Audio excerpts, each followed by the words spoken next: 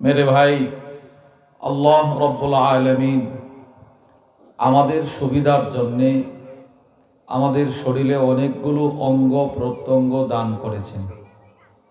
চলার সুবিধার জন্য পা দিলেন, হাঁটার সুবিধার জন্যেও পা, দেখার সুবিধার জন্যে চোখ, কোনো কিছুর ঘ্রাণ নেওয়ার জন্যে নাক, কথা বলার সুবিধার জন্যে আল্লাহ আমাদেরকে জিহ্বা দিয়েছেন এবং বাক শক্তিও দান করছেন। বলেন আলহামদুলিল্লাহ। সমস্ত অঙ্গ প্রত্যঙ্গের ভিতরে সবচাইতে আজীব আশ্চর্য একটি অঙ্গের নাম হচ্ছে জিহ্বা। বড় আজীব। আমাদের হযরত ওয়ালা হাকিমুন নফস আল্লামা মুফতি মুশতাকুন নবী কাসিম হাফিজাহুল্লাহ হুজুর গত ইসলাহি মজলিসের আগের মজলিস, অক্টোবরে যে মজলিসটা হয়েছে ইসলাহি মজলিস হুজুরের মাদ্রাসায় কুমিল্লা সুধন্যপুর, ওইটার মধ্যে হুজুর বলছেন জিহ্বা মানুষের শরীরে এমন একটা অঙ্গ, যে অঙ্গটা হাজার বার ব্যবহার করলেও কখনো ক্লান্ত হয় না। আজ পর্যন্ত কোনো মানুষ এই কথা বলে নাই, কিরে ভাই তুমি যদি কোনো কথা বলো না, না ভাই কথা আর কেমনে বলো, কথা বলতে বলতে বিকালবেলা কেউ এই কথা বলে না যে আমার জিহ্বাটা ব্যথা করতেছে। এটা কেউ বলে? বলেন আজ পর্যন্ত কিন্তু আমরা কারো কাছে এটা শুনি নাই। মুখ বন্ধ কেন? জিহ্বা ব্যথা করে না, মাথা ব্যথা করে এইটা বলে, কিন্তু জিহ্বা ব্যথা করে এইটা আজ পর্যন্ত কেউ বলে নাই। হুজুর বলেন যদিও এই জিহ্বা কখনো ব্যথিত হয় না, কিন্তু এই জিহ্বাটা কোটি কোটি মানুষকে কোটি কোটি বছরের জাহান্নামে ঢোকায় দেবে, মানুষকে ব্যথিত করবে। এটার মধ্যে কোনো ব্যথা নাই, কিন্তু আমারে ব্যথিত করবে। এই জিহ্বাটার অপব্যবহার, এই জিহ্বাটার অযথা কথা, অনার্থক কথা আমারে জাহান্নামে ঢোকায় দিবে। এজন্য আমার তিলাওয়াতকৃত আয়াতে আল্লাহ রব্বুল আলামিন জিহ্বাকে যেন আমরা সতর্ক রাখি, জিহ্বার ব্যাপারে যেন আমরা সতর্ক হই, সে বিষয়টার প্রতি আল্লাহ রব্বুল আলামিন আলোচনা করেছেন। জিহ্বাকে সতর্ক রাখার অর্থ হচ্ছে জিহ্বাকে চুপ রাখা, চুপ থাকা, বেশি বেশি চুপ থাকা। বলেন বলেন বেশি বেশি কি থাকা? চুপ থাকা। এবার প্রশ্ন, হুজুর চুপ থাকা কাকে বলে? পৃথিবীর ইতিহাসে বিখ্যাত একজন আলেম ছিলেন ইমাম জালালউদ্দিন আস-সুয়ুতি রাহিমাহুল্লাহ। পৃথিবীর ইতিহাসে ইনি এক হাদিসের বিরল কিতাব লিখে গেছেন, যেই কিতাবের লেখার সিস্টেম ছিল রসুলের যত কথা আলিফ দিয়ে শুরু, বা দিয়ে শুরু, তা দিয়ে শুরু, সবগুলো অক্ষরের সিরিয়ালে তিনি নবীজির বিশাল এক হাদিস জমা করে এক কিতাব লিখে গেছেন। সুবহানাল্লাহ। যেই কিতাবের নাম আল জামিউস সগীর মিন আহাদিসিল বাশীর ওয়ান নাদির। ওই কিতাবের ব্যাখ্যা গ্রন্থ লিখেছেন আল্লামা আব্দুর রউফ আল মানাভি। আরেকটা ব্যাখ্যা গ্রন্থ লিখেছেন আল্লামা মুহাম্মদ ইবনে ইসমাঈল আস-সানআনী রাহিমাহুল্লাহ, নাম দিয়েছেন আত-তানভীর। ওই কিতাবের মধ্যে আছে চুপ থাকা কাকে বলে। তিনি বলেন চুপ থাকা কাকে বলে জানো? বলে কাকে? আল ইমসাক আনিল কালাম আল্লাযী লা খায়রা ফীহ। এমন কথা বলা থেকে নিজের জিহ্বাটাকে বিরত রাখা, যেই কথাটা বললে দুনিয়ার কোনো ফায়দা হতো না, আখিরাতেরও কোনো ফায়দা হতো না। ওই সমস্ত কথা বলা থেকে জিহ্বাকে নিয়ন্ত্রণে রাখার নাম হচ্ছে চুপ থাকা। দ্বিতীয় পয়েন্ট, হুজুর শরীয়তে ইসলামের দৃষ্টিতে এই একটা আলোচ্য বিষয় আপনি নিছেন, চুপ থাকা। এটা কোনো আলোচ্য বিষয় হইল, এটার গুরুত্ব কি আছে? উত্তর, যার জবান যত চুপ থাকবে তার ঈমান তত হেফাজতে থাকবে। বলেন তো কি বলছি? জবান যার যত হেফাজত, বলেন জবান যার যত হেফাজত, ঈমান তার তত হেফাজত। as-silsilatul ahadithis sahihah 841 নম্বর হাদিসের বর্ণনা। وعن أنس بن مالك رضي الله تعالى عنه قال আনাস ইবনে মালিক থেকে বর্ণিত তিনি বলেন ক্বালান নবী সাল্লাল্লাহু আলাইহি ওয়াসাল্লাম আল্লাহর নবী বলেন লা ইস্তাকিমু ঈমানু আবদিন হাত্তা ইস্তাকিমা কলবুহু নবীজি বললেন আমার উম্মতের ঈমান ততক্ষণ পর্যন্ত ঠিক হবে না যতক্ষণ পর্যন্ত না তার কলব ঠিক হবে। আমাদের প্রত্যেকের এই বাম যে সিনা আছে এটার 3 আঙ্গুল নিচে একটা গোশতের টুকরা আছে, এটার নাম কলব। নবীজি বলেন এই কলব যতক্ষণ পর্যন্ত ঠিক না হবে ততক্ষণ পর্যন্ত মানুষের ঈমান ঠিক হবে না। ঈমান ঠিক বলেন বলেন বলেন বলেন ঈমান ঠিক হবে না, কথা বলতে হবে। এবার রাসূল বলে এখন কি বলে দেখেন, ওয়ালা ইস্তাকিমু কলবুহু হাত্তা ইস্তাকিমা লিসানুহু এই কলব ততক্ষণ পর্যন্ত ঠিক হবে না যতক্ষণ পর্যন্ত না বান্দার জবান ঠিক না হবে। তাহলে বোঝা গেল ফলাফল জবান ঠিক, কলব ঠিক, ঈমান ঠিক। সুবহানাল্লাহ বলেন, সুবহানাল্লাহ বলেন। তো 1 নাম্বার কি ঠিক? জবান ঠিক। 1 নাম্বার জবান। এবার এটা ঠিক হলে কোনটা ঠিক? কলব। এবার কলব ঠিক হলে ঈমান ঠিক। তাহলে বোঝা গেল জবান ঠিক না হলে মানুষের ঈমান ঠিক হবে না। এখন একটা হাদিস শোনেন, এই যে আল্লাহ হায়াতে বরকত দিলে আর কি, আল্লাহ যদি হায়াত দেয় আর কি আমরা ঘুমাবো, ঘুম থেকে ফজরের আগে আমরা জাগ্রত হব। আল্লাহর রাসূল বলে মানুষ যখন সকালে ঘুম থেকে জাগ্রত হয় তার শরীরের সবগুলো অঙ্গ, হাত পা চোখ নাক একসাথে জিহ্বাকে বলে ভাই সকাল হয়ে গেছে, তুই কিন্তু ভালো করে থাকবি, তুই কিন্তু আল্লাহরে ভয় করবি। সোজা এক কথা, সব আমার জিহ্বারে বলবে এই আল্লাহরে ভয় করবি। তিরমিজি শরীফের হাদিসের বর্ণনা।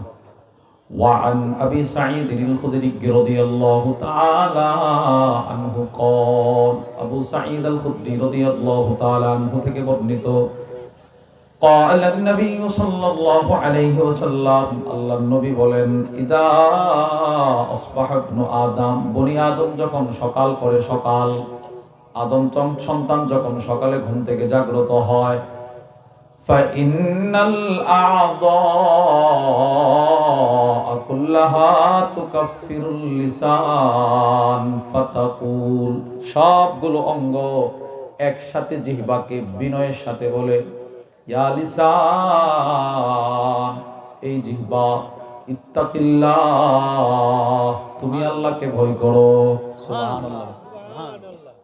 আজকে সকালে আমার 2টা চোখ আমার জিহ্বাকে বলছে তুই আজকে আল্লাহরে ভয় করবি। আজকে সকালে আমার 2টা পা আমার জিহ্বাকে বলছে তুমি আজকে আল্লাহরে ভয় করবে। প্রতিদিন আমার বয়স যদি 60 বছর হতো তো 60 বছরের প্রতিটা সকাল এই অঙ্গগুলো আমার জিহ্বারে বলছে তুই আল্লাহরে ভয় কর। আল্লাহ। এজন্য রাসূলুল্লাহ সাল্লাল্লাহু আলাইহি ওয়াসাল্লামের কাছে অনেক সময় গ্রামের সহজ সরল সাহাবারা আসতো। গ্রামের মানুষ কৃষিকাজ করত, নামাজ পড়তো, বাস, আলেমও ছিল না, একদম সহজ সরল। নবীর কাছে এসে বলতো ইয়া রাসূলুল্লাহ আমার এমন একটা আমল বলে দিন যে আমলটা আমার জাহান্নাম থেকে বাঁচায় জান্নাতে নিয়ে যাবে। রাসূল বলতেন জাহান্নাম থেকে বাঁচতে চাও, জান্নাতে যাইতে চাও, জিহ্বাটাকে নিয়ন্ত্রণে রাখো, মৃত্যুর পরে সোজা জান্নাতে চলে যাও। এই জিহ্বাটার নিয়ন্ত্রণে। ইমাম বুখারী রাহিমাহুল্লাহর বিখ্যাত হাদিসের কিতাব আল আদাবুল মুফরাদের 69 নম্বর হাদিসের বর্ণনা। ওয়ানিল বারা ইবনে আযিব রাদিয়াল্লাহু তাআলা আনহু قال বারা ইবনে আযিব থেকে বর্ণিত তিনি বলেন জাআ আ'রাবিকুম ইলা রাসূলিল্লাহি সাল্লাল্লাহু আলাইহি ওয়াসাল্লাম, একজন গ্রামের মানুষ নবীজির দরবারে আসলেন, এসে বলতে লাগলো ইয়া রাসূলুল্লাহ, ও আল্লাহর নবী আমাকে এমন একটা আমল বলে দিন যে আমলটা আল্লাহর জান্নাতে ঢোকাবে, জাহান্নাম থেকে বাঁচাবে। নবীজি বললেন আতইমিল জা'i, যদি পারো মানুষকে খাবার খাওয়াইবা। সুবহানাল্লাহ বলেন, সুবহানাল্লাহ। জান্নাতে যাইতে চাও জি। জাহান্নাম থেকে বাঁচতে চাও? জি। নবীজি বলে যদি জাহান্নাম থেকে বাঁচতে চাও, জান্নাতে যাইতে চাও, সাধ্য অনুপাতে মানুষের খাবার খাওয়াইবে। এবার নবীজি কি বলে দেখেন, ফা ইল্লাম তাস্তাতি, যদি এইটা না করতে পারো, তোমার টাকা পয়সা নাই, মানুষের খাবার খাওয়াইতে পারো না, তাহলে উম্মত তুমি কমসে কম নিজের জিহ্বাটাকে নিয়ন্ত্রণে রাখবা। আমি রাসূল লিখে দিলাম, যেদিন তোমার দুইটা চোখ বন্ধ হয়ে যাবে, কবরে রাখার সাথে সাথে কবর জান্নাতের বাগান। বলেন তো কোনটারে নিয়ন্ত্রণে রাখা? জিহ্বাটারে নিয়ন্ত্রণে রাখা, এই জিহ্বাটারে। কেন শরীয়তে ইসলামে এই জিহ্বাটাকে নিয়ন্ত্রণে রাখার এত গুরুত্ব কেন? আমার 60 বছরের ইবাদত, আমার 30 বছরের ওয়াজ, আমার 30 বছরের মাদ্রাসার পড়ানো, আমার 60 বছরের নামাজ, আমার 60 বছরের তাবলীগ, আমার 60 বছরের ইবাদত, হাসরের ময়দান পর্যন্ত টিকে থাকা নির্ভরশীল এই জিহ্বাটার উপর, এটার উপরে, এই ছোট্ট জিহ্বাটার উপর। সমস্ত ইবাদতের মূল জিহ্বা। বলেন সমস্ত ইবাদতের মূল কি ভাই? জিহ্বা। তিরমিজি শরীফের হাদিসের বর্ণনা, وعن معاذ بن جبل رضي الله تعالى عنه قال, মুআদ ইবনে জাবাল থেকে বর্ণিত, তিনি বলেন, কুনতু মা'আন নবী সাল্লাল্লাহু আলাইহি ওয়াসাল্লাম ফি সাফার, নবীজির সাথে আমি এক সফরে ছিলাম, সফর করতেছি, সফর। ফা আসবাহতু ইয়াওমান করিবাম মিনহু ওয়া নাহনু নাসির, সফর করতে করতে করতে করতে আমি নবীজির খুব কাছাকাছি চলে গেলাম। আল্লাহর রাসূলকে গিয়ে বললাম, ইয়া রাসূলুল্লাহ, ও আল্লাহর নবী, কি মুআজ, কুদুল্লানি আলা আমালিন আও আখবিরনি বিআমালিন ইউদখিলুনিল জান্নাহ ওয়া ইউবাইদুনি মিনান নার, আপনি আমাকে এমন একটা আমল বলেন যে আমলটা আমি মুআজরে জান্নাতে নিবে, জাহান্নাম থেকে বাঁচাবে। আল্লাহর রাসূল চুপ থাকলেন কতক্ষণ, দীর্ঘ সময় নবীজি চুপ থাকার পর বলে, মুআজ লাকাদ সাআলতানি আন আযীম, তুমি আমার একটা কঠিন প্রশ্ন করছো মুআজ, জাহান্নাম থেকে বাঁচা, জান্নাতের আমল, অনেক কঠিন রে মুআজ। এরপরে নবীজি বলে, যদি জান্নাতে যেতে চাও, জাহান্নাম থেকে বাঁচতে চাও, তা'বুদুল্লাহ, তুমি ইবাদত করবে আল্লাহ। আমরা ইবাদত করব শুধু কার? আল্লাহ। সবাই বলেন কার? আল্লাহ। মুআজ তুমি শুধু ইবাদত করবে আল্লাহ।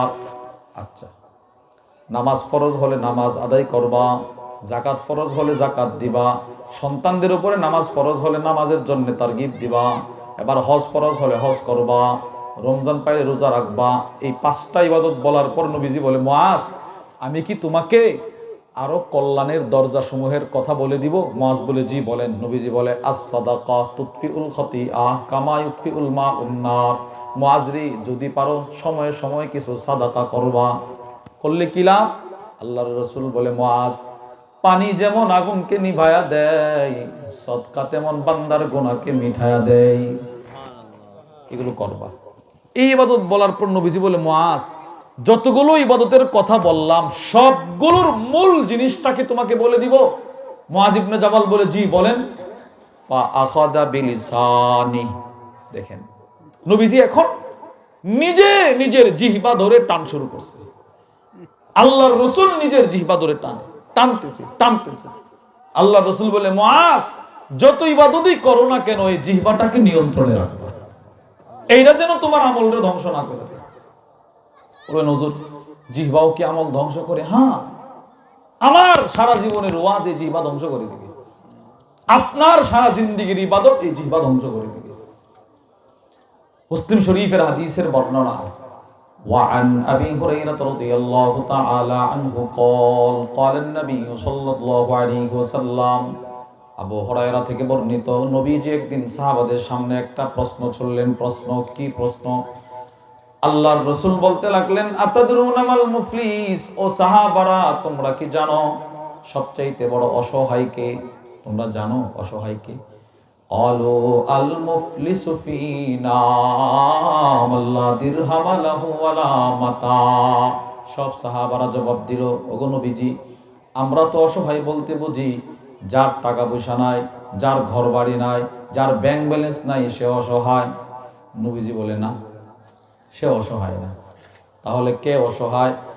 আল্লাহর রাসূল বলেন, ইন্নাল মুফলিসা মিন উম্মতি ইয়াতি ইয়াউমাল কিয়ামাতি বিসসালাতিন ওয়া সিয়ামিন ওয়া যাকাত। আমার উম্মতের সবচাইতে বড় অসহায় হচ্ছে ওই ইবাদতগার যে হাসরের ময়দানে অনেক নামাজের ইবাদত নিয়ে দাঁড়াবে, অনেক রোজার সওয়াব নিয়ে দাঁড়াবে, অনেক হজের সওয়াব নিয়ে দাঁড়াবে, অনেক দান সৎকার সওয়াব নিয়ে দাঁড়াবে। আল্লাহর রাসূল বলেন, কিন্তু যখন আল্লাহ তাআলা ওই লোকটাকে জান্নাতের ফয়সালা করে দিবেন, ঠিক সেই মুহূর্তে ওয়ায়াতি মান কদ শাতামা হাযা ওয়া কাযাফা হাযা, কিছু মানুষ আইসা এই হাজী সাহেবের বিরুদ্ধে, এই নামাজের বিরুদ্ধে, এই আলেমের বিরুদ্ধে, এই মুসল্লির বিরুদ্ধে, এই বক্তার বিরুদ্ধে আইসা বলবে, আল্লাহ ও আল্লাহ, এই লোকটা যত ইবাদত করছে না কেন, দুনিয়াতে সে তার জিহ্বাটা দিয়ে আমারে কষ্ট দিছে, সে আমারে জিহ্বা দিয়ে কষ্ট দিছে, সে আমার জিহ্বাটা দিয়ে আমার উপরে মিথ্যা সাক্ষ্য দিয়ে আমি নির্দোষ মানুষটাকে বছরের পর বছর জেলখানায় বন্দি করছে, সে তার জিহ্বাটা দিয়ে গ্রাম্য সালিশে আমার বিরুদ্ধে মিথ্যা সাক্ষী দিয়ে আমারে মানুষের সামনে অপমানিত করছে। আল্লাহ, দুনিয়াতে আমি কারো কাছে সুবিচার পাওয়ার আমার আস্থা ছিল না আল্লাহ, কিন্তু এটা আমি স্টক করে হাসরের ময়দানের জন্য রেখে দিয়েছিলাম, আজকে বিচারটা করেন। আল্লাহর রাসূল বলেন, আল্লাহ তাআলা ওই ইবাদতকারীর জান্নাতের দরজা বন্ধ করে দিবেন। নাউজুবিল্লাহ বলবেন না? নাউজুবিল্লাহ। এই গিট লাগা, সে দাঁড়ায় যাবে। নবীজি বলেন, ফায়ুতা হাযা মিন হাসানাতি ওয়া হাযা মিন হাসানাতি। ইবাদতকারীর ইবাদতগুলো সে যাদেরকে গালি দিয়েছিল, নবীজি বলেন আল্লাহ এদেরকে দিয়ে দিবেন। এর ইবাদত এই দিয়ে দাও। মনে করেন আমি আপনাদেরকে গালি দিছি, সবাইরে মনে করেন আমি মিথ্যা সাক্ষ্য দিছি, আমি গালি দিছি, কি ইউসুফ বিন ইকবালের সব ওয়াজের সব এদেরকে বন্টন করে দিয়ে দাও।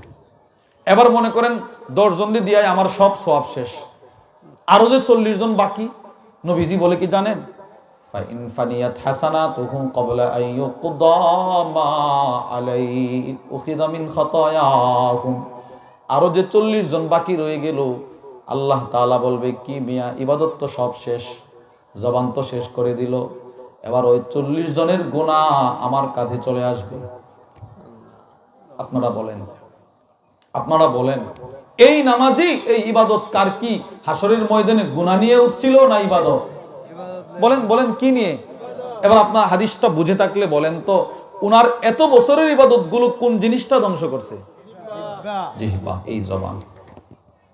এজন্য হযরত সাহাবা ইকরাম রাদিয়াল্লাহু তাআলা আনহুম আজমাইন এই জিহ্বার ব্যাপারে খুব সতর্ক থাকতেন, খুব সতর্ক। আপনি কল্পনাও করতে পারবেন না যে একজন সাহাবী জিহ্বা সম্পর্কে এতটা সতর্ক থাকতে পারে। সহিহ আত-তারগীব ওয়াত তারহীবের মধ্যে আসছে, আব্দুল্লাহ ইবনে মাসউদ ইত্তাকা সফা, সফা পাহাড়ের উপরে উঠছে, সফার উপরে। যারা হজ উমরা করছেন আপনারা দেখছেন, সফা পাহাড়টা এখনো গ্লাস দিয়ে ফিট করা আছে, গ্লাস ফিট করা, এখান থেকে ছাই শুরু হয়, একটু উঁচু, তো ওই সময় তো আরো উঁচু ছিল, এখন তো আধুনিক।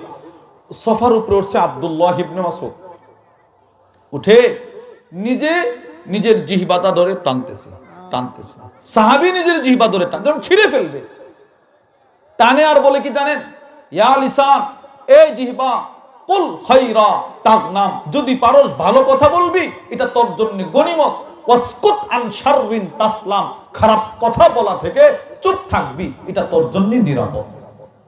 দেখেন আব্দুল্লাহ ইবনে মাসউদের মতো সাহাবী, কত বড় সাহাবী জানেন? আল্লামা ইমাম শামসুদ্দিন যাহাবী রাহিমাহুল্লাহ তার বিখ্যাত কিতাব সিয়ারু আ'লামিন নুবালার মধ্যে লেখেন, ইনি এত বড় সাহাবী ছিলেন, ইনি বলেন, মা নাযালাত আয়াতুন ফি কিতাবিল্লাহি আযজা ওয়া জাল্লা ইল্লা ওয়া আনা আ'লাম ফিমা নাযালাত ওয়া আইনা নাযালাত। আব্দুল্লাহ ইবনে মাসউদ বলে, আল্লাহর কোরআনের সবগুলো আয়াত কখন, কোথায়, কিভাবে, কেন নাজিল করা হয়েছে সব আমি আব্দুল্লাহ ইবনে মাসউদের এখনো মুখস্থ আছে। সুবহানাল্লাহ বলেন না? এটা কি সাধারণ কথা মনে করছেন? কোরআন শরীফের যতগুলো আয়াত সবগুলো কোথায়, কখন, কেন নাজিল হয়েছে আব্দুল্লাহ ইবনে মাসউদ বলে সব আমার মুখস্থ আছে। এত বড় সাহাবী। 2 নম্বর ওনার বৈশিষ্ট্য, ইমাম শামসুদ্দিন যাহাবী রাহিমাহুল্লাহ লিখেন, আল্লাহর নবীর পরে, এই কথাটা খেয়াল করে শুনেন, নবীজির পরে, বলেন তো কার পরে? আল্লাহর রাসূলের পরে মক্কার জমিনে আবু জাহেলের সামনে, কাফেরদের সামনে সর্বপ্রথম যিনি উচ্চ কণ্ঠে আল্লাহর কোরআন তিলাওয়াত করেছিলেন তিনি আব্দুল্লাহ ইবনে মাসউদ। যে সময় নিজের ইমান যে আনছে এটা প্রকাশ করলেই কাফেররা মেরে ফেলতো, ওই সময় কাফেরের সামনে কোরআন শরীফ তেলাওয়াত করছে, এও আবার আবু জাহেলের সামনে। সাহসটা করে দেখেন তো সাহাবী। মনে মনে বলতেছেন হুজুর না জানে কত বড় সাহাবী ছিল। না, সাহাবী একদম ছোট, এই আমাদের এই স্টেজ থেকে এখান থেকে এতটুকু লম্বা। সুবহানাল্লাহ বলেন না। আপনারা যারা নিচে বসছেন, আরাম করে যারা বসছেন, আরবের মানুষগুলো এইভাবে বসলে যুদ্ধরুচু দেখা যায়, সাহাবী এতটুকু লম্বা ছিল। আর এই খাটো মানুষ থাকে না অনেক সময়, খাটো মানুষ এই এতটুকু, মনে করেন এখান থেকে এতটুকু লম্বা সাহাবী। সুবহানাল্লাহ বলেন। মর্যাদাটা কেমন? ইমাম বুখারী রাহিমাহুল্লাহ তার বিখ্যাত কিতাব আল আদাবুল মুফরাদের 237 নম্বর হাদিসের বর্ণনাই নিয়ে আসছেন। আলী ইবনে আবি তালেব রাদিয়াল্লাহু তাআলা আনহু থেকে বর্ণিত, তিনি বলেন নবীজি আব্দুল্লাহ ইবনে মাসউদকে আদেশ করছে, আব্দুল্লাহ, জি ইয়া রাসূলুল্লাহ, ওই যে একটা গাছ দেখা যায়, জি, ওই গাছ থেকে একটা মিসওয়াকের ডাল নিয়ে আসো, যাও। উনি গাছে উঠছে মিসওয়াকের ডাল আনার জন্য, সাহাবারা নিচে বসা। তো ইজার চাদরটা বাতাসে উঠতেছে, লুঙ্গিটা উঠতেছে, ওনার পা গুলো ছিল চিকন, খাটো মানুষ, এরকম চিকন পা ছিল।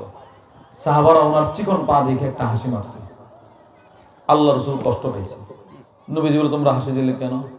সাহাবারা বলে ইয়া রাসূলুল্লাহ, দেখেন না কি চিকন দুইটা পা। আল্লাহর রসুল তখন একটা ভারাক্রান্ত হৃদয় নিয়ে একটা ছোট্ট বক্তব্য দিয়েছিল। নবীজি বলে লারিজুল আব্দুল্লাহ ইবনে মাসউদ আসকালু ফিল মিজান ইয়াউমাল কিয়ামাতি মিন উহুদ। শোনো শোনো, আমার এই ছোট্ট চিকন সাহাবীর একটা চিকন পায়ের ওজন দেখা, একটা চিকন পা দেখা তোমরা হাসি মারছো। তোমরা শোনো, আমি নবী বলে দিলাম, হাসরের কঠিন ময়দানে মিজানের পাল্লায় উহুদ পাহাড়ের চাইতেও তার একটা পায়ের ওজন কোটি গুণ বেশি হবে। সুবহানাল্লাহ, সুবহানাল্লাহ। উহুদ পাহাড়ের চাইতেও বেশি ওজন হবে ওনার একটা পা। এবার চিন্তা করেন তো কি পরিমাণ দামি সাহাবী ছিলেন তিনি। এই সাহাবী নিজের জিহ্বা সম্পর্কে এতটাই ভীত সন্ত্রস্ত যে জিহ্বা ধরে টানে আর বলে, জিহ্বা তুই আমারে জাহান্নামে নিস না, তুই আমারে জাহান্নামে নিস না। উনাদের তুলনায় আমরা কোথায় আছি বলেন? সারা জিন্দেগি সকাল থেকে শুরু হয় ফটর ফটর একদম ঘুমানোর আগ পর্যন্ত অযথা কথা, অনর্থক কথা। নবীজিও নিষেধ করছে, বুখারী শরীফের হাদিসের বর্ণনা। وعن أبي هريرة رضي الله تعالى عنه قال قال النبي صلى الله عليه وسلم, আল্লাহর রাসূল বলেন, মান কানা ইউমিনু বিল্লাহি ওয়াল ইয়াউমিল আখির, নবীজি বললেন যে ব্যক্তি আল্লাহকে বিশ্বাস করে, যে ব্যক্তি পরকালকে বিশ্বাস করে, ফালইয়াকুল খায়রা, সে যেন ভালো কথা বলে। সে যেন কি কথা বলে ভাই? ভালো কথা বলে। আপনারা বলেন, সে যেন কি কথা বলে? ভালো কথা বলে, ভালো কথা। আউ লিয়াসমুত, নবীজি বলে হয়তো সে যেন ভালো কথা বলে, অন্যথায় সে যেন চুপ থাকে। এবার আমরা যেন রাসূলকে প্রশ্ন করলাম, ওগো আল্লাহর রাসূল, ভালো কথা কি? নবীজি আমরা প্রশ্ন করলাম, ওগো নবীজি ভালো কথা কি? আল্লাহর রাসূল বলেন, ভালো কথা কি জানো? নবীজি বলে, লা আন আকুলা সুবহানাল্লাহ ওয়ালহামদুলিল্লাহ লা ইলাহা ইল্লাল্লাহ আল্লাহু আকবার। আল্লাহর রাসূল বলে এই শব্দগুলো আমার কাছে সবচাইতে ভালো কথা। সুবহানাল্লাহ বলেন। নবীজির কাছে সবচেয়ে ভালো কথা কি? সুবহানাল্লাহ বলেন, বলেন, বলেন। আলহামদুলিল্লাহ লা ইলাহা ইল্লাল্লাহ আল্লাহু আকবার। আল্লাহর রাসূল বলে এগুলো আমার কাছে ভালো কথা। সুবহানাল্লাহ। এবার আমরা প্রশ্ন করলাম, ওগো আল্লাহর নবী, এগুলো আপনার কাছে কেমন ভালো কথা, কুদ্দুর ভালো কথা? আল্লাহর রাসূল বলেন, আহাব্বু ইলাইয়া মিম্মা তালাআত আলাইহি শামস। মুসলিম শরীফের হাদিসের বর্ণনা। আল্লাহর রাসূল বলেন, গোটা পৃথিবীর মালিক যদি আমি নবীকে বানিয়ে দেওয়া হয়, ওই পরিমাণ খুশি হব না। একবার সুবহানাল্লাহ বললে যেই পরিমাণ খুশি হব। চিন্তা করেন তো কি পরিমাণ রাসূলের কাছে এই শব্দগুলো ভালো কথা। নবীজি বলে গোটা পৃথিবীর চাইতে একবার সুবহানাল্লাহ বলতে পারা আমার কাছে সবচাইতে ভালো কথা, সবচাইতে আরামদায়ক, শান্তিদায়ক আমার কাছে। রাসূল বলে কেন? নবীর কাছে কেন? আল্লাহর রাসূল আল্লাহু আকবার, এটা হচ্ছে নবীজির একটা স্বাভাবিক বক্তব্য। এই কথাটা খেয়াল করে শুনবেন। নবীজি বললেন একবার সুবহানাল্লাহ বলতে পারা আমার কাছে গোটা পৃথিবীর চাইতে শ্রেষ্ঠ। এই বক্তব্যটা রাসূলের স্বাভাবিক, অনেকগুলো হাদিসে নবীজি এই বক্তব্যটা দিয়েছেন। যেমন 4টা দৃষ্টান্ত আমরা শুনি। 1 নাম্বার এই হাদিস, নবীজি বলেন লাআন আকুলা সুবহানাল্লাহ, আমি একবার সুবহানাল্লাহ বলতে পারা গোটা পৃথিবীর চাইতে শ্রেষ্ঠ। সুবহানাল্লাহ বলেন। 2 নাম্বার দৃষ্টান্ত মুসলিম শরীফের হাদিস, আল্লাহর রাসূল বলেন রাকাআতাল ফাজরি খায়রুম মিনাদ দুনিয়া জামিআ, শোনো ফজরের পূর্বের 2 রাকাত সুন্নতের দাম আমি নবীজির কাছে গোটা পৃথিবীর চাইতে শ্রেষ্ঠ। 3 নাম্বার রাসূল বলেন, 3 নাম্বার আল্লাহর রাস্তায় এক সকাল এক বিকেল একটু সময় খরচ করা আমি রাসূলের কাছে গোটা পৃথিবীর চাইতে শ্রেষ্ঠ। 4 নাম্বার দৃষ্টান্ত, ইমাম বদরুদ্দিন আল আইনি রাহিমাহুল্লাহ তার বিখ্যাত বুখারীর শরহ উমদাতুল কারির মধ্যে নিয়ে আসছেন, আল্লাহর রাসূল বলেন সূরাতুন নিসার এই আয়াত মান ইয়ামাল সুআ ইউজজাবি, এই আয়াতটি যখন নবীর উপরে নাজিল করা হলো, আল্লাহর রাসূল সাহাবাদের সামনে হেসে হেসে গেলেন। নবীজি মুস্কি মুস্কি হাসি দিয়া সাহাবাদের সামনে গিয়ে বলে, শোনো আজকে রাত্রে আমার উপর একটা আয়াত নাজিল করা হয়েছে, ওই আয়াতটা গোটা পৃথিবীর চাইতে আমার কাছে শ্রেষ্ঠ। তাহলে 4টা বক্তব্য আমরা শুনছি। নবীজি খালি বলে গোটা পৃথিবীর চাইতে শ্রেষ্ঠ, গোটা পৃথিবীর চাইতে শ্রেষ্ঠ, গোটা পৃথিবীর চাইতে শ্রেষ্ঠ। এই যে একটা কথা গোটা পৃথিবীর চাইতে শ্রেষ্ঠ, এর অর্থ কি? আল্লামা মুহাম্মদ ইবনে সালেহ আল উসাইমিন রাহিমাহুল্লাহ তার বিখ্যাত কিতাব আশ-শারহুল মুমতি' আলা যাদিল মুস্তাকনি, ওই কিতাবের মধ্যে লেখেন পৃথিবীর আদ-দুনিয়া মুনযু খুলিকাত ইলা কিয়ামিস সাআ মিন কুল্লি যাখারিফ, পৃথিবীর শুরু থেকে কিয়ামত পর্যন্ত যত স্বর্ণরূপা উৎপাদন হয়েছিল হচ্ছে হবে, যত মুনিমুক্তা উৎপাদন হয়েছিল হচ্ছে হবে, সবগুলো যদি মিজানের এক পাল্লায় রাখা হয়, 7 আকাশ মিজানের এক পাল্লায়, 7 জমিন মিজানের এক পাল্লায়, অপর পাল্লায় যদি একবার সুবহানাল্লাহটা রেখে দেওয়া হয়, রাসূল কেমন যেন বলতে চাচ্ছেন সুবহানাল্লাহর পাল্লার ওজন বেশি হবে। এবার বলেন তো সুবহানাল্লাহ কতটা দামি কথা। তিরমিজি শরীফের হাদিসের বর্ণনা কি পরিমাণ দামি দেখেন। ওয়ান আব্দুল্লাহ ইবনে উমর রাদিয়াল্লাহু তাআলা আনহুমা قال আব্দুল্লাহ ইবনে উমর বলেন قال النبي সাল্লাল্লাহু আলাইহি ওয়াসাল্লাম, আল্লাহর রাসূল বলেন মা আলাল আরদি আহাদুন ইয়াকুল, জমিনের উপরে কেউ যদি একবার বলে, একবার সুবহানাল্লাহ, বলেন সুবহানাল্লাহ, আলহামদুলিল্লাহ, লা ইলাহা ইল্লাল্লাহ, আল্লাহু আকবার, আল্লাহর রাসূল বলেন এই কালিমা যদি আমার কোন উম্মত একবার বলে, একবার তার অতীত জীবনের গুনাহ আল্লাহ ক্ষমা করে দিবেন। আর আমি নবীরে প্রশ্ন করলাম, ওগো আল্লাহর রাসূল, আমার গুনাহ যদি সমুদ্রের ফেনা পরিমাণও হয়, নবীজি বলে তোমার গুনাহ যদি সমুদ্রের ফেনা পরিমাণও হয় মাপ। চিন্তা করেন তো, এই হাদিসের তরজমায় ব্যাখ্যায় আমাদের হযরত ওয়ালা হাকিমুন নফস আল্লামা মুফতি মুশতাকুন নবী কাসিম হাফিজুল্লাহ হুজুরের একজন উস্তাদ আছে এখনো জীবিত, টুমচর আলিয়া মাদ্রাসার প্রধান আল্লামা হারুন আল মাদানী হাফিজাহুল্লাহ, হুজুরের সবচেয়ে প্রিয় উস্তাদ। হুজুরের উস্তাদ বলেন যদি হাদিস দ্বারা উদ্দেশ্য হয় সগীরা গুনাহ, তাহলে একবার কোনো মানুষ যখন বলবে সুবহানাল্লাহ, তখন তার সমুদ্রের ফেনা পরিমাণ সগীরা গুনাহ আল্লাহ মাফ করে দিবে। সে যখন আবার বলবে, আবার সমুদ্রের ফেনা পরিমাণ সগীরা গুনাহ মাফ, আবার বলবে, আবার মাফ। এবার এক পর্যায়ে যখন তার সগীরা গুনাহগুলো সব শেষ হয়ে যাবে, এরপরে যখন বান্দা সুবহানাল্লাহ বলবে, আল্লাহ তার কবিরা গুনাহ মাফ করতে শুরু করবে। সুবহানাল্লাহ, সুবহানাল্লাহ। কি ভাই বলেন তো এই শব্দগুলো দামি কিনা বলেন? দামি। এবার এই গুনাহ মাফ হওয়ার দৃষ্টান্তটা কেমন নবীজিটাও দিয়েছেন, তিরমিজির হাদিসের বর্ণনা।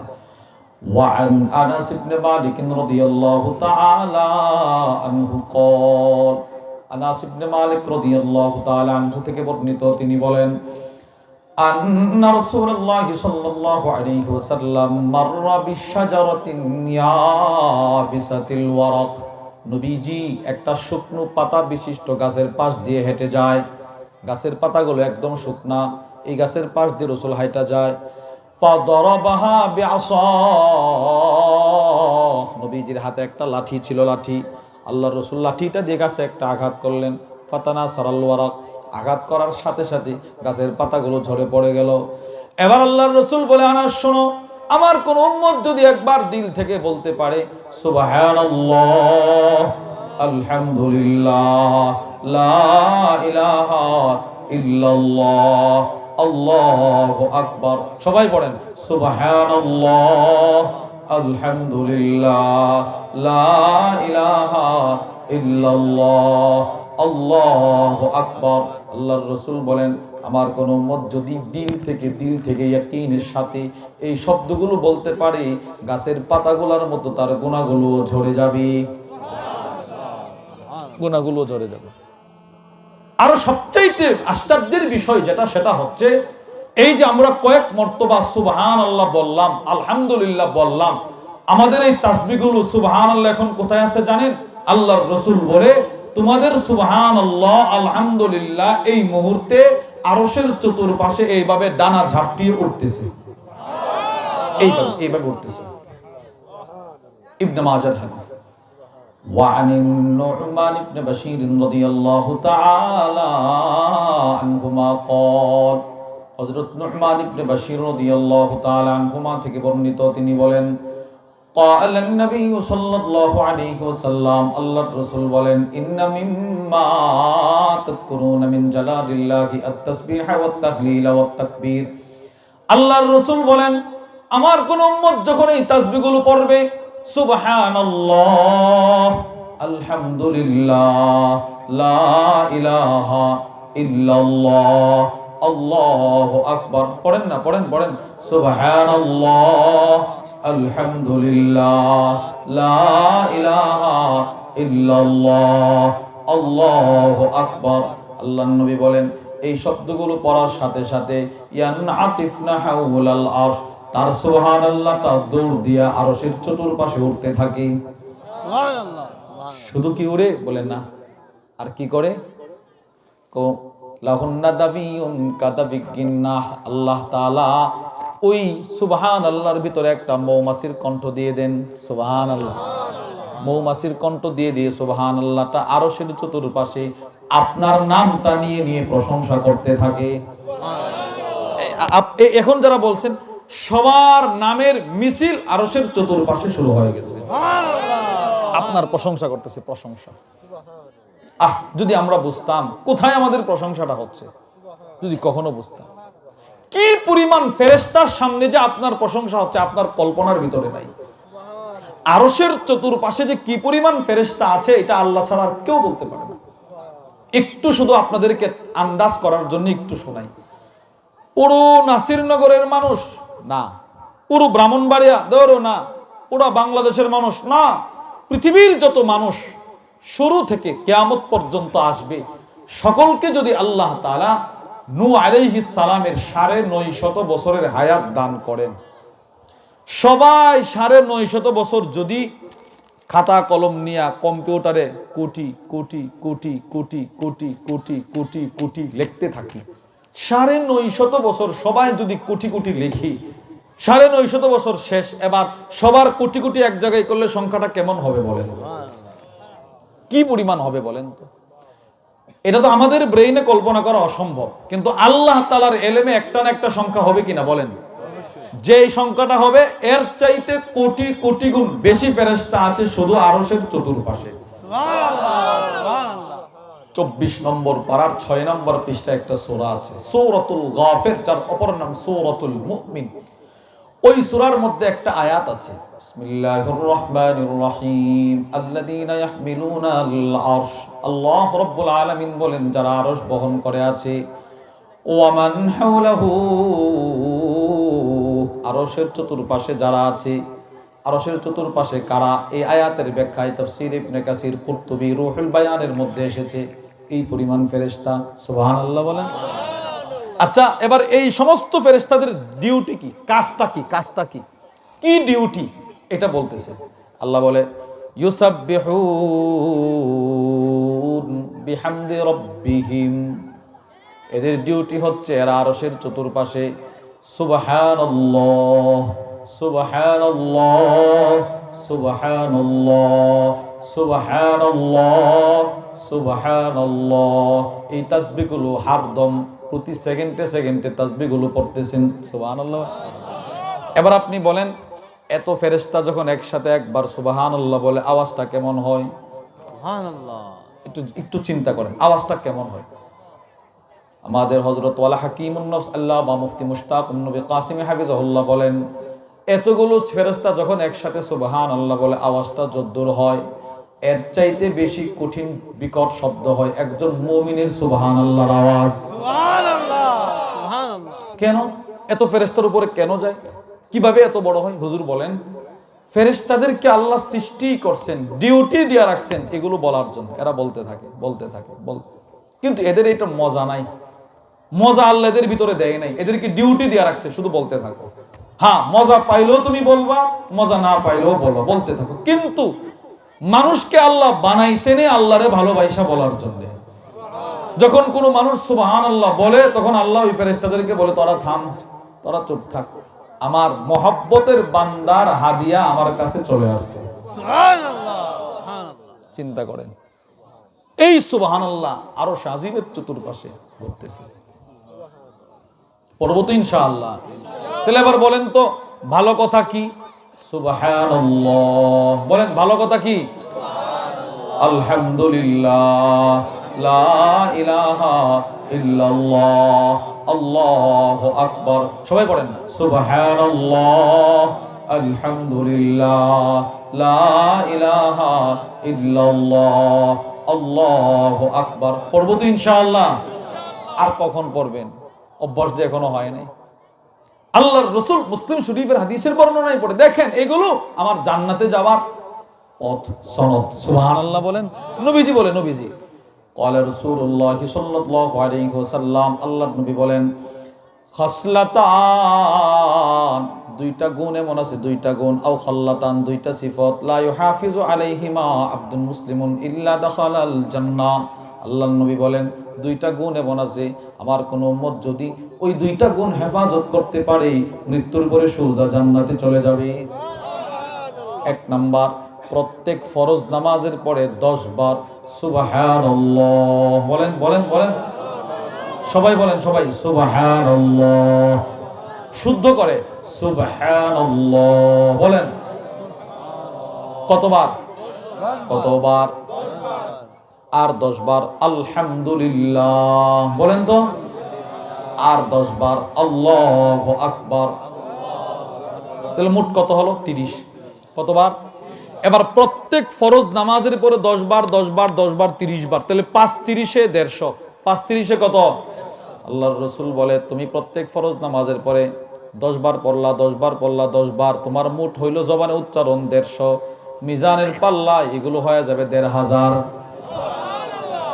এবার আল্লাহর রাসূল বলে, তুমি যদি প্রত্যেক ফরজ নামাজের পরে আমলটা করে যাইতে পারো, হালাল হারাম বেছে চলতে পারো, আল্লাহ না করক এশারের নামাজের পরে তাসবিহগুলো পড়লেন, ফজরের আগে যদি আপনার ইন্তেকাল হয়ে যায়, নবীজির হাদিস সাক্ষী, মৃত্যুর পরে সোজা আল্লাহর জান্নাতের মেহমান।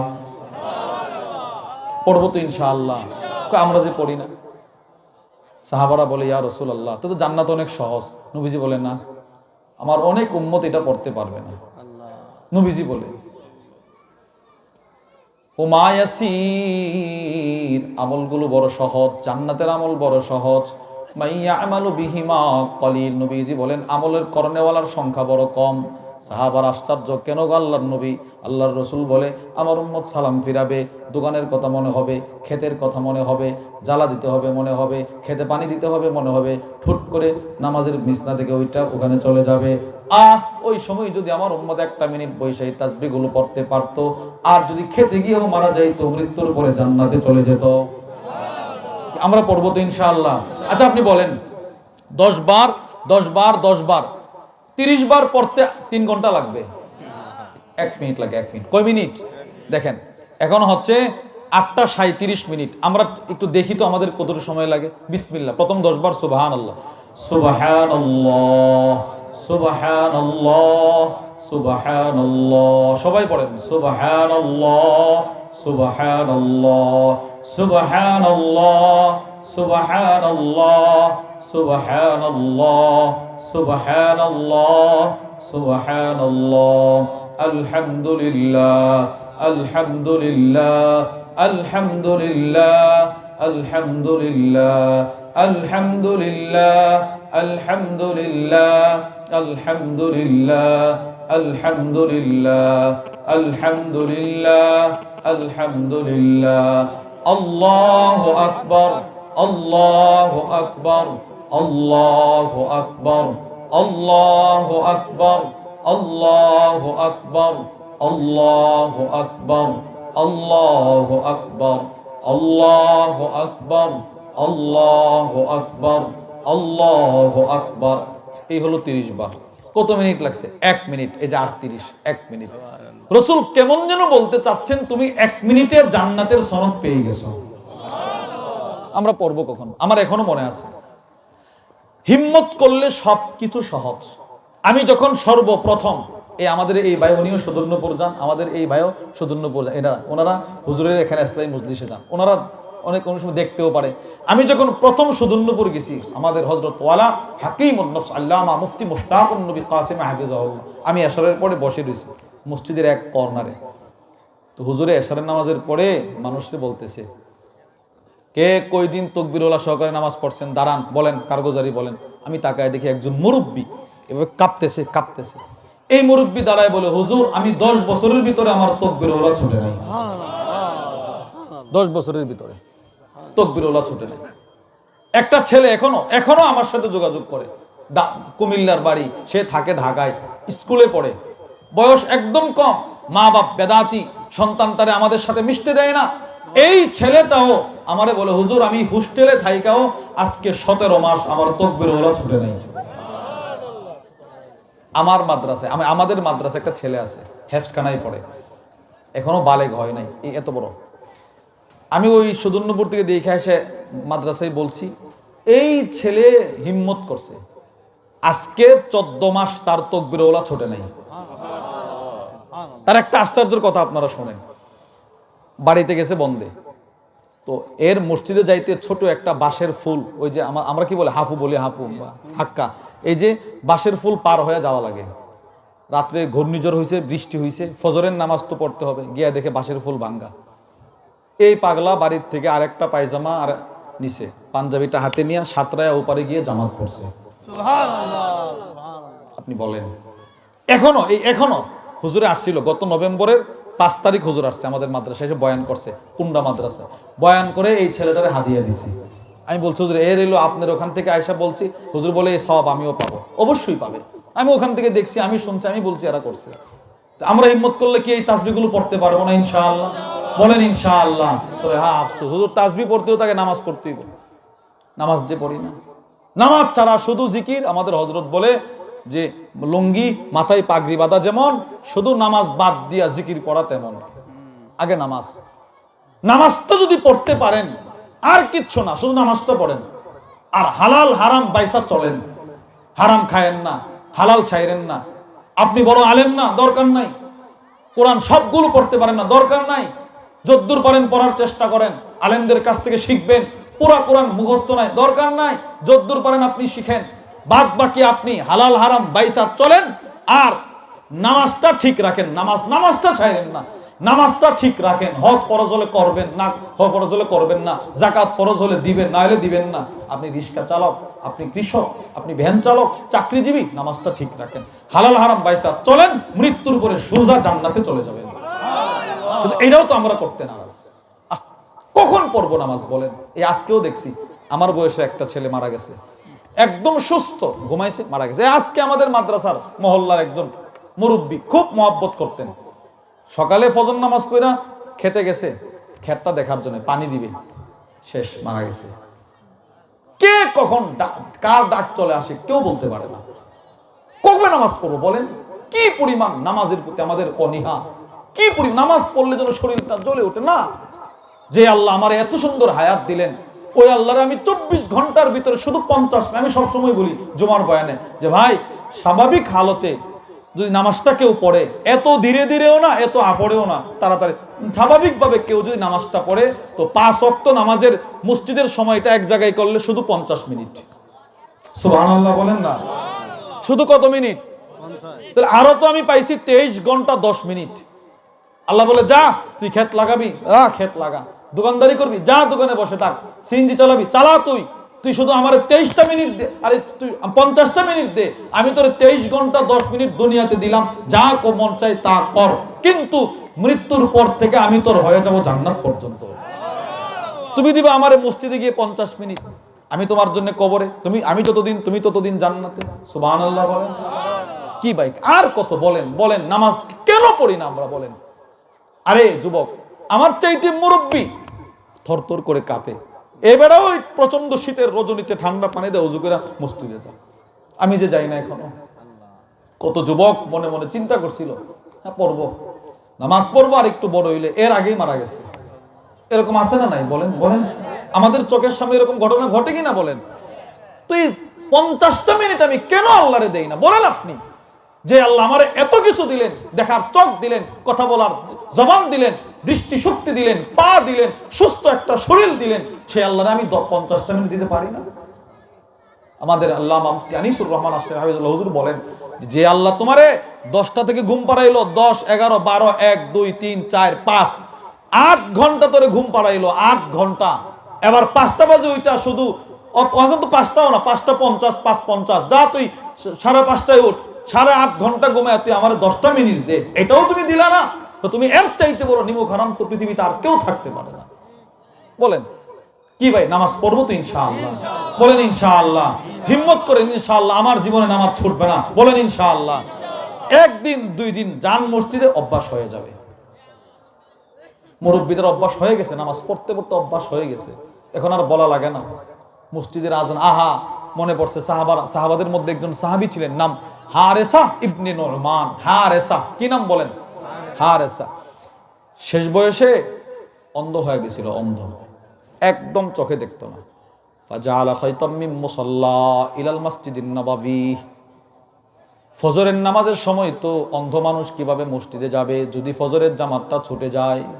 এই ভয়ে নিজের ঘর থেকে একটা রশি বাঁধছে মসজিদের প্লেয়ার পর্যন্ত। এক রশির একটা মাথা ঘরে আর একটা মাথা মসজিদে, কাউরে ডাক দেয় না।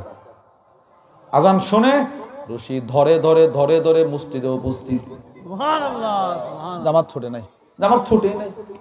আল্লাহর রাসূল পর্যন্ত নিজের সন্তানদেরকে নামাজের প্রতি দেখেন কি গুরুত্ব নবীজি দিয়েছে। তিরমিজি শরীফের 3206 নম্বর হাদিসের বর্ণনা, আনাস ইবনে মালিক বলেন, আন্না রাসূলুল্লাহ সাল্লাল্লাহু আলাইহি ওয়াসাল্লাম কানা ইয়ামুরু বিবাবি ফাতিমা। রাসূলুল্লাহ সাল্লাল্লাহু আলাইহি সাল্লাম ফাতিমা রাদিয়াল্লাহু তাআলার ঘরের পাশ দিয়া 6টা আশহুর, 6টা মাস এমন ভাবে যাতায়াত করছে। ফজরের সময় নবী যাইতেন ফাতেমার ঘরে, এবার টোকা দিয়ে বলতেন, ফাতেমা ফজরের সময় হয়ে গেছে। যোহরের সময় যাইতেন, ফাতেমা যোহরের সময় চলে যাচ্ছে। আসরের সময় যাইতেন, ফাতেমা আসরের সময় হয়ে গেছে। আমি তো আমার ছেলের কখনো ডাক দেই না, আল্লাহর কসম কেন ডাক দিলাম না? এটার কারণে আমার আল্লাহ জবাবদিহিতা করতে হবে। আল্লাহ বলবে, তুই কেন তোর সন্তানকে ডাক দিলি না? কেন তুই ডাক দিলি না? সন্তানরে তুই বিচার করবে, আগে আমারে করবে। এই জন্য নামাজি হওয়া, বলেন ইনশাআল্লাহ। নামাজ পড়বো তো ইনশাআল্লাহ। কে কে হিম্মত করতে পারে, হুজুর ইনশাআল্লাহ জীবনে যা করছি আর নামাজ ছাড়বো না, বলেন ইনশাআল্লাহ। আল্লাহ আমাদের সকলকে তৌফিক দান করেন, বলেন আমিন। জবানকে নিয়ন্ত্রণে রাখবো তো ইনশাআল্লাহ। অযথা কথা বলবো না, বলেন না। অযথা কথা বলবো, কাউকে গালি দিব, কারোর মনে কষ্ট দিব না। আপনি ছুরির দ্বারা আঘাত করলে এই লোকটার জখম হবে, জখমটা কদিন পরে শোকায়া যায়। কথার দ্বারা যদি কাউরে আঘাত করেন, মৃত্যু পর্যন্ত সে আপনারে মনে রাখবে না। দোস্ত তুমি আমার এই কথাটা বলছিলা, তোমার কথাটা আমার কলেজেই লাগছিল দোস্ত। এই জন্যে নিজের সন্তানকে নামাজি বানানো, জবান হেফাজতের নিয়ন্ত্রণের গুরুত্ব নিজের ভিতরেও রাখা, অপরকে দেওয়া। আল্লাহ আমাদের সকলকে যে কথাগুলো বললাম সেই কথাগুলোর উপর আমাকে আপনাকে সকলকে আমল করার তৌফিক দান করেন, বলেন আমিন। জিহ্বাকে নিয়ন্ত্রণ রাখার ব্যাপারে আমরা সচেষ্ট হব তো ইনশাআল্লাহ। হ্যাঁ, চুপ থাকা, যত চুপ থাকবেন তত নিরাপদে থাকবেন। নবীজির হাদিস, আল্লাহর রাসূল বলে, মান সামাতা নাজা, যে চুপ থাকলো সে মুক্তি পেয়ে গেল। সুবহানাল্লাহ বলেন। আচ্ছা আপনারা উত্তর দিবেন, মুক্তি পাইলো কে? মাশাআল্লাহ বলেন, মুক্তি পাইলো কে? এবার এই কথাটা কি আমার না নবীজির? এবার নবীজির কথা কি পরিমাণ আপনারা বিশ্বাস করেন বলেন? আমার আব্বার কথা আমি বিশ্বাস করি না এই পরিমাণ, রাসূলের কথা যেই পরিমাণ বিশ্বাস করি। তো আমার রাসূল কোনো কথা নিজের থেকে বলে নাই, আল্লাহ যা বলাইছেন নবী সেগুলো বলছেন। আল্লাহ রাসূল তুমি চুপ থাকো, তুমি মুক্তি পাইবা। আমি প্রশ্ন করলাম কিসের থেকে মুক্তি? এই হাদিসের ব্যাখ্যায় মিরকাতুল মাফাতিহের মধ্যে মুল্লা আলী কারি রাহিমাহুল্লাহ তার বিখ্যাত কিতাব মিরকাতুল মাফাতিহের মধ্যে লেখেন, ফাকাদ নাজা মিন আফাতিদ দারাইন, তুমি দুনিয়া আখিরাতের যত অকল্যাণ, যত খারাপি, যত বিপদ সবগুলা থেকে তুমি মুক্তি পাওয়া যাইবা। দুনিয়ার যত বিপদ ওইগুলা থেকেও মুক্তি পাইবা, আখিরাতের যত বিপদ ওইগুলা থেকেও মুক্তি পাইবা। এজন্য নিজের জিহ্বাকে আমরা নিয়ন্ত্রণে রাখার চেষ্টা করব, বলেন ইনশাআল্লাহ। আল্লাহ আমাদের সকলকে জিহ্বাকে নিয়ন্ত্রণে রাখার তৌফিক দান করেন, আমিন। আমাদের পরিবার পরিজনকে জিহ্বা নিয়ন্ত্রণে রাখার তৌফিক দান করেন, আমিন। আল্লাহ এই হযরত আয়েশা আস-সিদ্দিকা রাদিয়াল্লাহু তাআলা আনহা দারুল উলুম মহিলা মাদ্রাসাটাকে আল্লাহ কবুল করেন, বলেন আমিন। আল্লাহ এই মাদ্রাসার ওসিলায় আমাদের এই এলাকার যত কবরস্থান আছে প্রতিটা কবরস্থানের মাইয়িতকে আল্লাহ মাফ করে দেন, বলেন আমিন। এবং এখানে আমাদের আনতেশা হুজুরের মাদ্রাসা আছে, আল্লাহ এই মাদ্রাসাটাকেও কবুল করেন। আল্লাহ এই মাদ্রাসাগুলোকে আমাদের সকলের হেদায়েতের নাজাতের ওসিলা বানায়া দেন, পরকালে মুক্তির ওসিলা বানায়া দেন। আমাদের হুজুর আব্দুল মতিন শাহ হুজুরের মাদ্রাসাতে ছিলেন, অনেক বড় মাদ্রাসা খাকদিউর, ওই মাদ্রাসাটাকেও আল্লাহ কবুল করেন। আমাদেরও ছোট একটা মাদ্রাসা আছে কুন্ডা মাদ্রাসা, আল্লাহ ওইটাকেও কবুল করেন। যত মাদ্রাসা আমাদের এলাকায় আছে, যত মাদারিস কওমি আছে, আল্লাহ সবগুলোকে কবুল মঞ্জুর করেন। এই বলেই আমি আমার আলোচনার ইতি টানলাম। আপনাদের কাছে বিনীত অনুরোধ, জবানকে নিয়ন্ত্রণে রাখবো, নামাজ পড়বো। বলেন তো কয়টা? 1 নাম্বার জবানকে নিয়ন্ত্রণ, মাশাআল্লাহ। বলেন 1 নাম্বার কি? 2 নাম্বার নামাজ পড়বো তো ইনশাআল্লাহ। আল্লাহ আমাদের সকলকে তৌফিক দান করেন। কুমিল্লা সুধুন্নপুর আমাদের হযরত ওয়ালা হাকিমুন নাস আল্লামা মুফতি মুশতাকুন নবী কাসিম হাফিজাল্লাহ মাদ্রাসার প্রত্যেক ইংরেজি মাসের শেষ শনিবার ইসলাহি মজলিস হয়, যদি পারেন ওখানে শরীক হওয়ার চেষ্টা করবেন। আল্লাহ আমাদের সকলকে তৌফিক দান করেন। ওমা আলাইনা ইল্লাল বালাগ। যা কিছু বলেছি যদি সঠিক হয় আল্লাহর পক্ষ থেকে, ভুল হলে আমার পক্ষ থেকে। এই বলেই আমি আমার আলোচনার ইতি টানলাম।